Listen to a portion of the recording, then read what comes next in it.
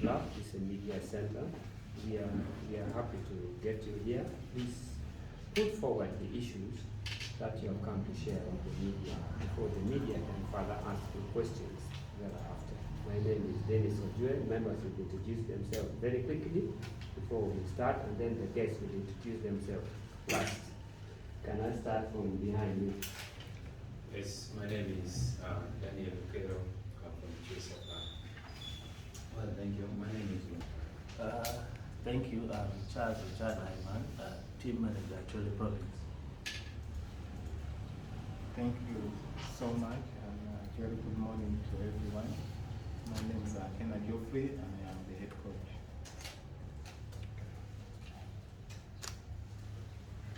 Okay, we are moving forward. I don't know whether yes, I think we should start from your end.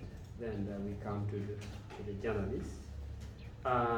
You requested to meet the media over some issues that you feel like sharing with the media. But what has been catching up the media platforms are the issues of Acoli. We hear allegations that Acoli has been fined 2 million shillings. For what reason? Maybe the reasons you will tell us. And also, there are also some allegations anyway about these issues that they claim Acoli also fielded in a player illegally and played against them in Teso, blah blah blah blah. And then finally, maybe there has been flames on the recent changes in the Acoli province team. We hear this one has been re-elected, this one has been voted out, this one is what, and maybe the status quo of the team in preparations to the forthcoming return match at Peche Stadium on 9th September, where Acoli is expected to clash against Acoli. And how prepared is the team? How prepared you are, both administratively and technically, to handle the game? And what is your future? What do you predict to happen? Is your team getting through to quarterfinals, you think, or is not, or vice versa?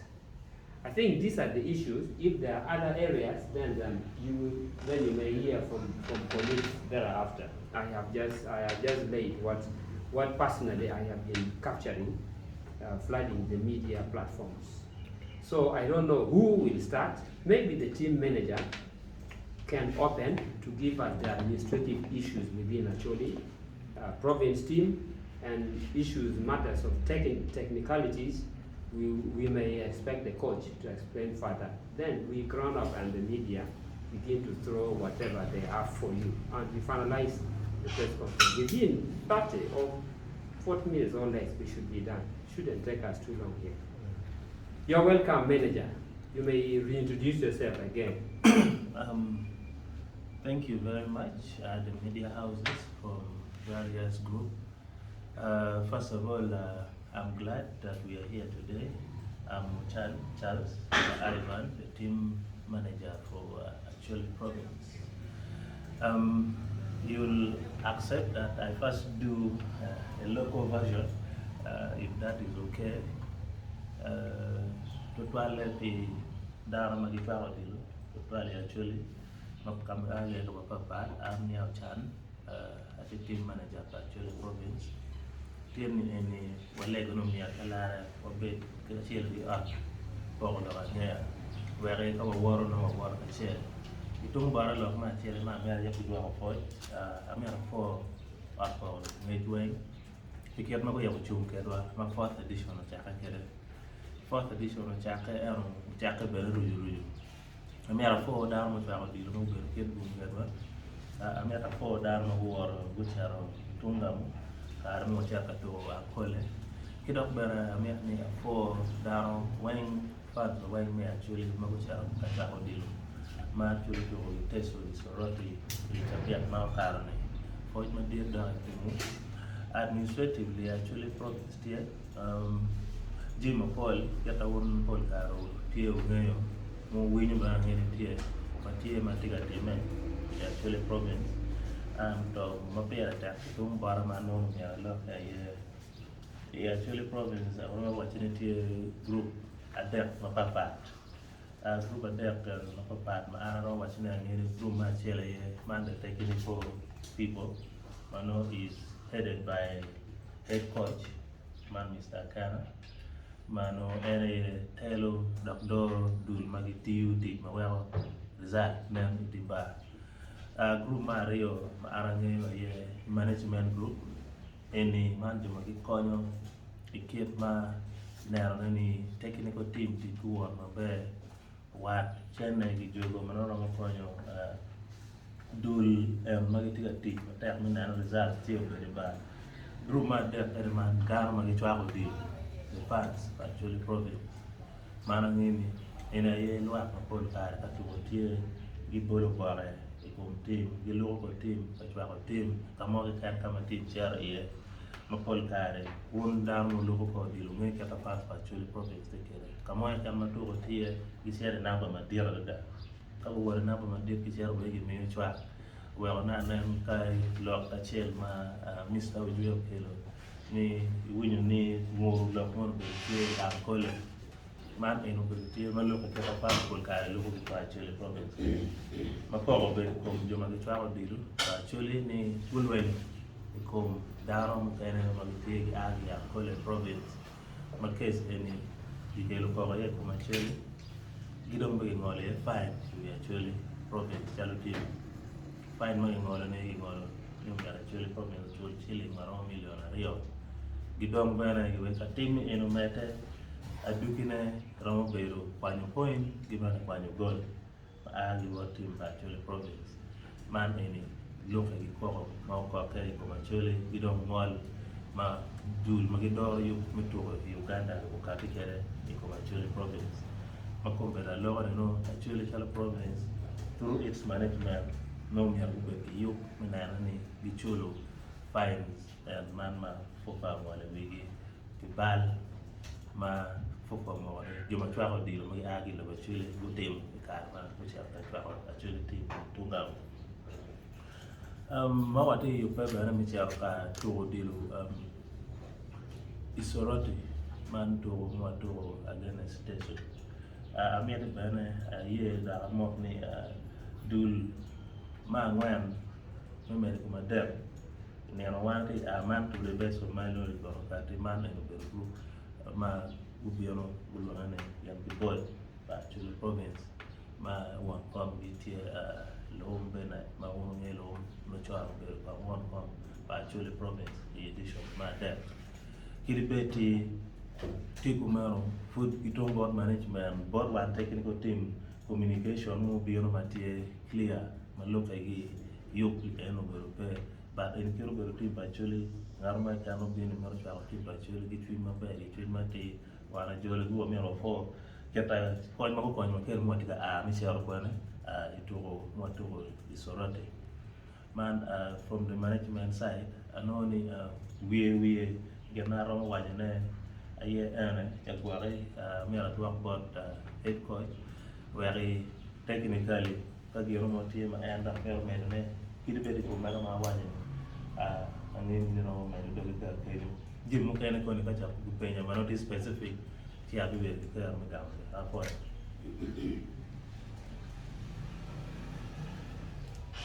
the bit team manager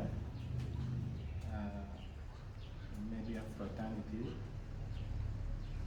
amero phone kutwan me winyo muwa mi tin oluto omero pien wan mak lo keto okipero karuna ruga le mono ki tele chiri atam kon pege roof ka ko le chori ka le mo wa ko ani ko kan yo tike platform mo kan me le chori kan mo kan le si kai la tiana chori piwa le chori dan ko ni le mo te ma chalo ai ma te be mo le ka to for guidance ba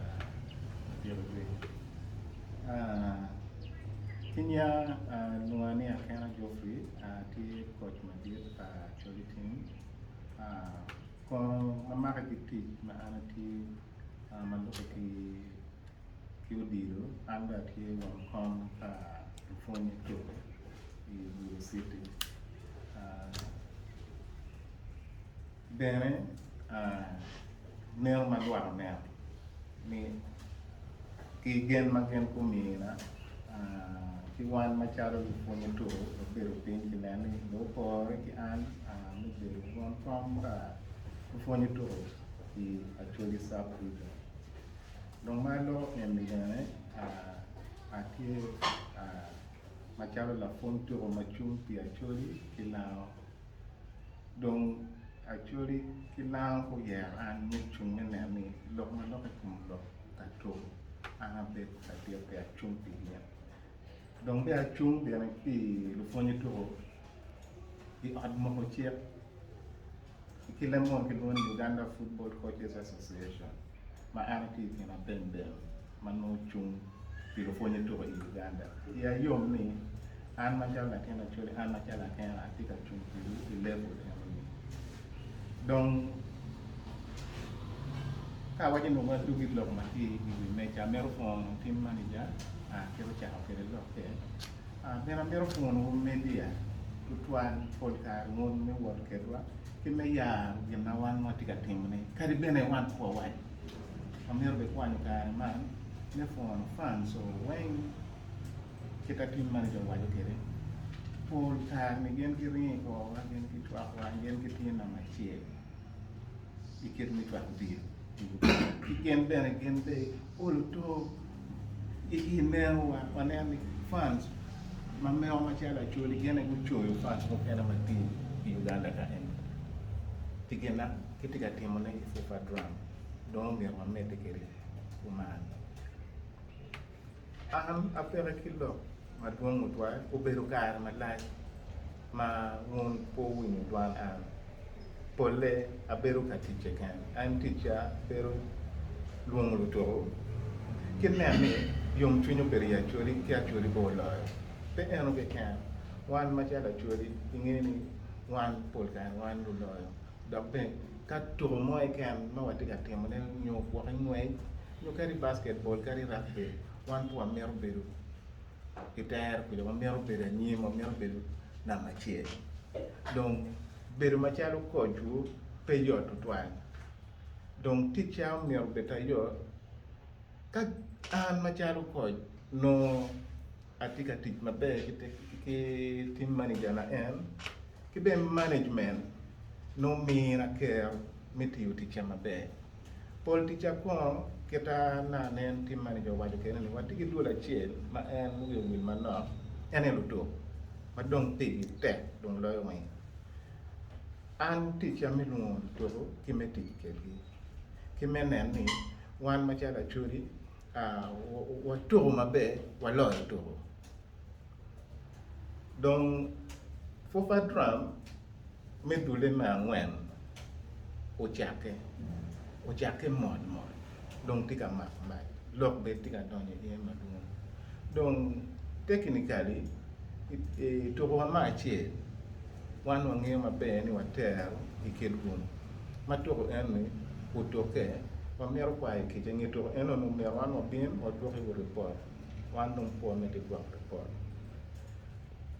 wa to ko en o karo lok mo beri ye bene on be wino donc to ma rio wachiaro I Acoli wachiaro to ne pu beri mabe to ma on be wino jom ken bo beri kenwa ku ne am gino time wadugu ma ki goyo wa donc dugu ma wadugu ni waduga da meneni donc to ko ma dek mo ati achiaro da kwa kiteso umir walo ento wotwa obero wot ma chala tendi ka fonyo wara afonya wot ma afonya no afonya dong wot dong no wati wa teso ma wati ka wot but afoya la chwe ni okonywa oloto wadugi gi mo ichingwa chi ene keta wano wor kere en wotwa en weng pol kar no miero watwa report bodu dong kumbe ma wadugo ene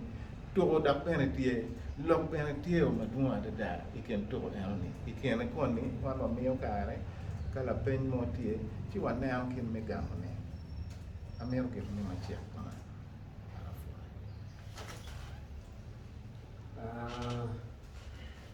I think do the recap in English straight away. They have the record.